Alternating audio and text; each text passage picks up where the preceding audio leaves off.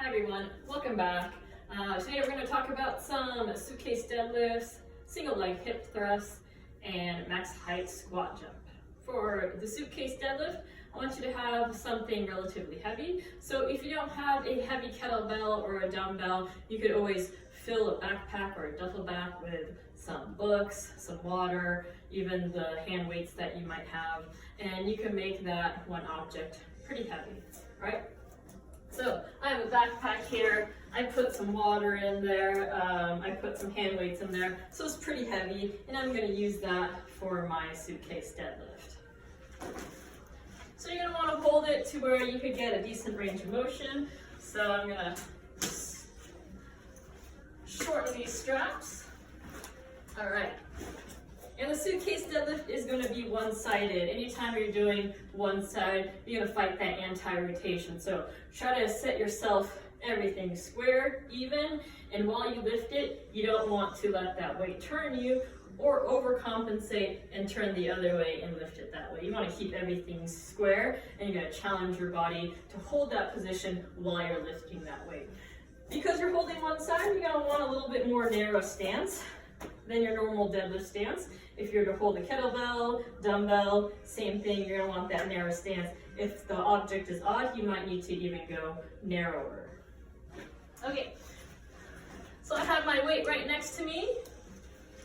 I'm going to get in a deadlift stand or a deadlift position, back flat, sit my hips back, not too much bend in the knees, and using the hinge of the hips, I'm going to use those glutes, hamstrings to lift that weight up, standing all the way tall, extending those hips, knees, aligning the shoulder, hips, knees, ankles.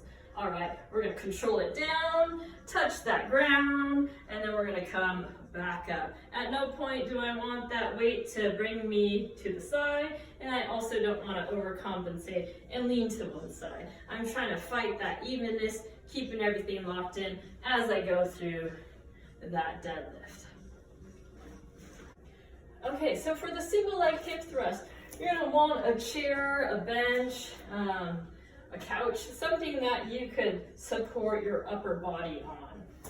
Okay, so I'm going to want to make sure that my upper back and shoulders are against the chair, and then I'm going to have my knees bent, hips bent, and from this position I'm going to squeeze my butt cheeks and lift up till everything is aligned.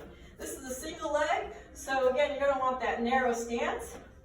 You're going to have one leg off the ground, and then make sure your hips are even. As you bring the hips down, you squeeze your butt cheek, lift the hips up, keeping those hips even the whole time. All right, don't let one side sag or turn up. You want to keep those even, keep that belly tight as you go up and down.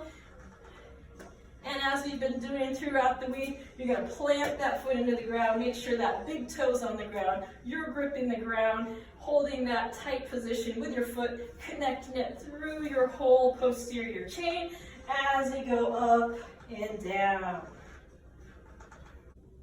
Finally, we have the max height squat jump. So we're going to tire out our small muscles by exploding up out of the squat. So like we've been doing, you want those feet to be planted into the ground, squeezing those toes, using everything in that posterior chain to control it down, and then when you come up, you're going to fire everything, explode up, jump up as high as you can. All right, so plant those feet in, you're going to squat down, knees out, keep that chest tall, and then explode up as high as you can. You're going to wait 3 seconds into the next rep. So 1, 1,000, 2, 1,000, 3, 1,000, go down, explode. 1, 2, 3. We want to reset each time, making sure that each squat we're really maximizing that height, doing the best you can to jump up as high as you can. All right, for the Metcon, you're going to do 3 movements: a dumbbell deadlift, dumbbell snatch, and an overhead lunge. So that dumbbell is going to stay on one side the whole time. I want you to challenge yourself by using your non-dominant side first. So I'm going to use my left hand. I'm going to set that dumbbell right between my feet, and I want to keep that dumbbell close to my body. So I don't want to go far away. I'm going to keep it close to my body, hinge at the hips, keeping the back flat, and I'm going to stand up into that deadlift. Okay, all of that work should be done with my hips, not by bending my knees or pulling with my arms. Keep everything square, sit back, touch the ground, and stand up. All right, and then we're going to go into the dumbbell snatch. So similar position, I'm going to hinge at the hips. I'm going to have my hands on the dumbbell, and then we're going to do that deadlift position, standing all the way up. I'm going to go into a shrug, high pull, again, keeping that weight close to my body to stay efficient, and then I'm going to finish with a punch up to the ceiling. So I'm going to go dumbbell deadlift, right? We add that high pull, and then finally to finish that movement, you're going to punch up to the ceiling.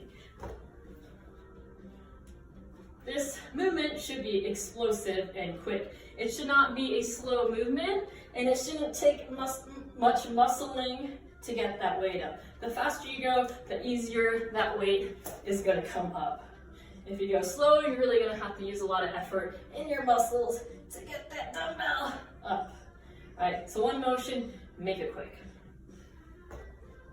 And then finally, after you snatch that dumbbell up, hopefully you're able to keep it up. And then we're going to go into overhead lunges. So get that weight stacked over your shoulders. Try to stay even, belly stays tight, squeeze that butt cheek, and then we're going to take a big step, plant that foot into the ground, gripping the toe into the ground, keeping a straight line from the arm, down the torso, down to the knee, and then we're going to drive the foot into the ground to come up to a full stance. We're going to switch sides, do the same thing on the other side. While you're doing this, again, try to keep those shoulders square, everything aligned.